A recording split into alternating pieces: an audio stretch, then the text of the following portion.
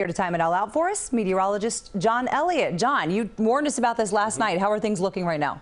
Well, it's kind of lining up. I mean, we're going to verify on the 3-inch totals, and we're waiting for the next round. I think the 10 o'clock hour is going to be really challenging in our area. We've got computer guidance on that. And again, some of the models have been a little aggressive on the wind. Jenna's out there, so it'll be interesting as we do some cut-ins on here, CBSN, but also on the broadcast side later tonight to see what we see as conditions deteriorate. It's 59 right now, okay? So fog is an issue. It has been an issue. Even you think, well, there's wind. Why should there be fog? There's so much spray. The dew points are so high. There's warm air in the mix, so that could limit visibility. You know, the bottom line, you heard the mayor say, if you don't have to go, you know, this is a nice night to just stay in and watch CBSN, or 60 Minutes is coming up on the other side. I mean, there's things to do inside.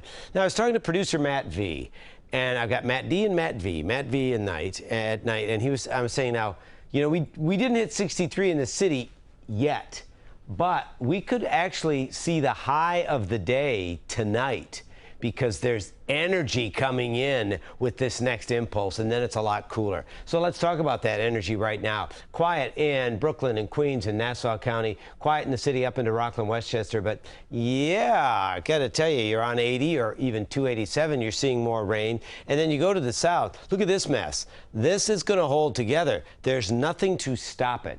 There's no dry air at the surface. There's actually energy from the base that's going to push it up. So that's what we're concerned about. Skipping ahead, let's go ahead maybe an hour from now. Then we see this next impulse. See what I mean? The 10 o'clock hour. A couple of models are picking up on this. This is the line, probably the most challenging hour of rain, not only as far as coverage, but intensity. That's why we could see flooding. Now, in a real world sense, that's not bad. I mean, a lot of people will be off the road by 10.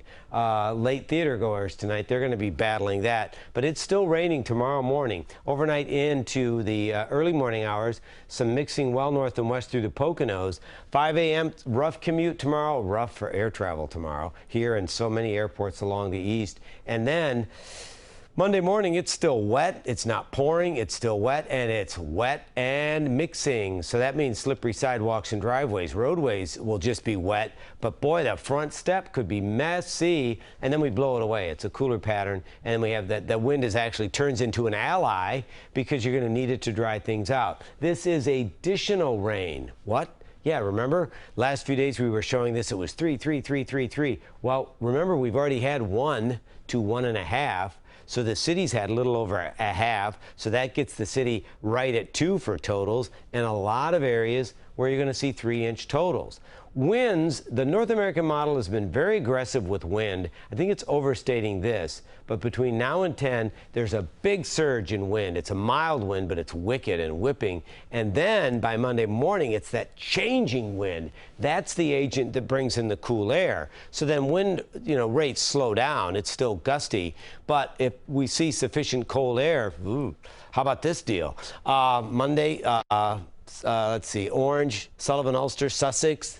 I mean, that's enough that you got to manage. This is a real headache. It's not a whopper, but it's coming on top of wet weather. So roadways are okay, but secondary roads are rough. So that's Monday morning as well. And the National Weather Service has posted winter weather advisories, giving folks the heads up, and even a warning for parts of our area and into the Catskills, meaning plan on winter driving conditions. So I mean, if you've got stuff that has to get done in key times, you have to factor in extra time. It took me a long time to get in the city today. I got yelled at for getting into the city late because, I mean, it's like, oh my gosh, you got to be kidding. So the worst of it is coming up tonight. Hey, isn't that great news? That's the worst of the rain and the wind. And then tomorrow morning, I know the kids aren't crazy about it. We're going on early at 4 on the TV side, but the fact of the matter is we're not done with it tomorrow morning.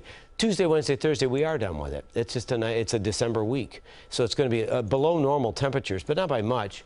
And maybe that'll get you in the mood to finally start your Christmas shopping. Who would yell at you? That's the biggest question in my mind. You would not believe some of these people. But if you do have to be someplace on time, you'd have to factor in extra Leave time. early. All right. Thank you so much, John.